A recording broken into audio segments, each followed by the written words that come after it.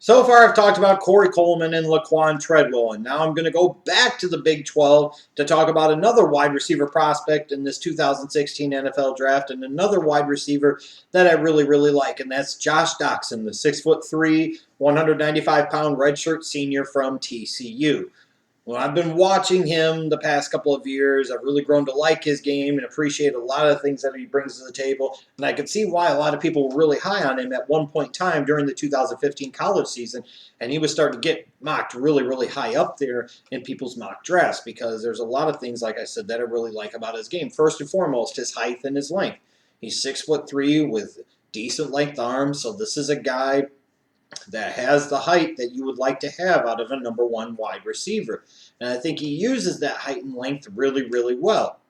He's got really good body control. I mean, really good body control. You could see it on catches on the sideline, having to go low for the ball. He's got a really good catch radius. You know, something you would expect out of a receiver that's 6'3". He's got that really good ability to go up and high point the ball.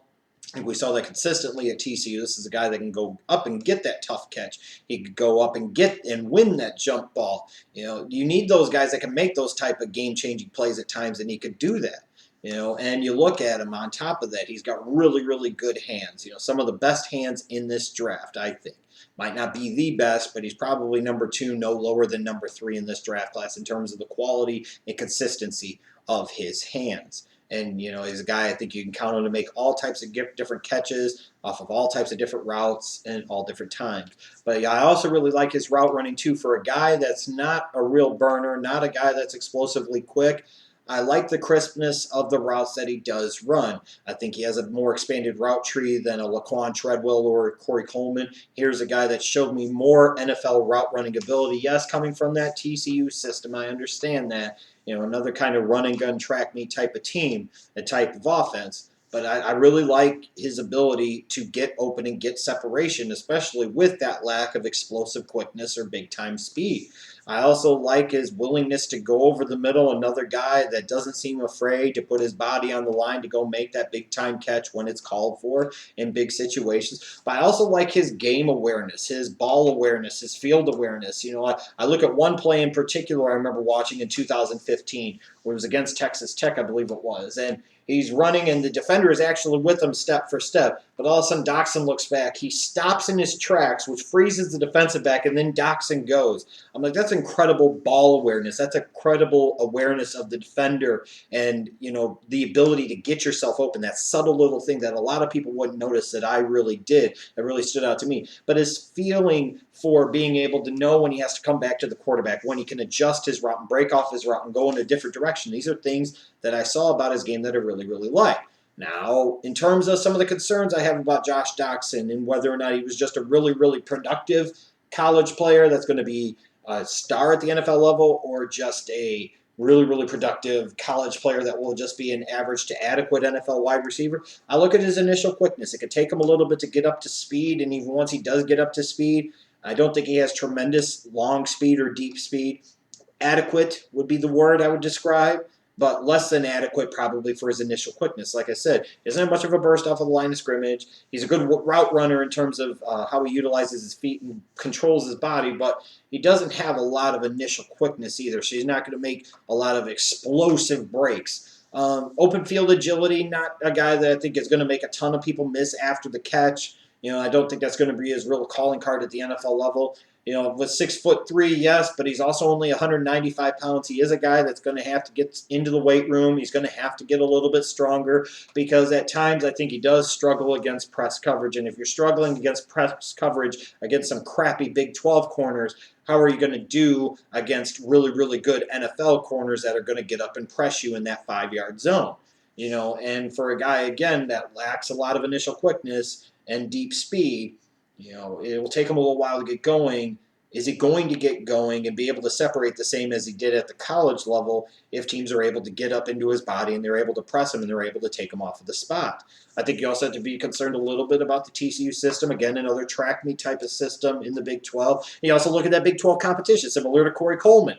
You know, not a lot of good defenses played there, especially not a lot of good secondary play. So, you know, it's kind of that open flowing system can create a lot of opportunities that might otherwise not naturally be there. And then you look at a guy like Josh Doctson coming off of that wrist injury that forced him to miss a few games at the end of the 2015 season. Some NFL teams are going to be really concerned about that wrist injury in terms of how it could potentially affect his ability to catch the ball, in terms of his ability to block, in terms of his ability to beat the press, which is already a concern for him because of his lack of functional strength. That wrist injury is going to be a red flag for some teams that probably drop him down boards on some teams farther than he should. In terms of an NFL comparison, I'll go back to the Big 12, and I'll look at Michael Crabtree of the Oakland Raiders.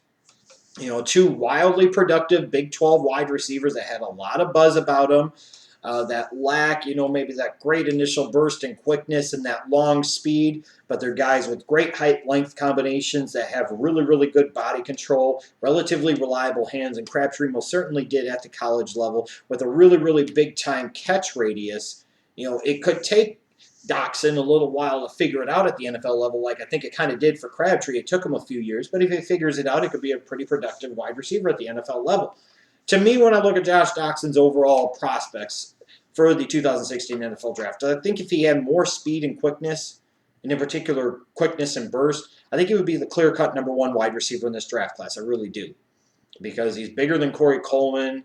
I think he's a better route runner than Laquan Treadwell with similar hands. I mean, really, really good hands.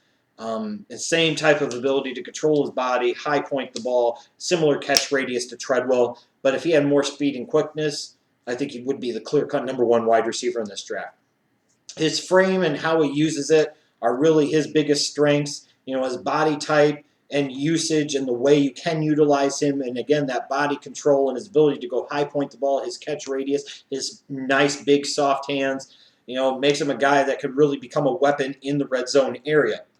He's not going to make a ton of opponents miss, a ton of defenders miss in the open field.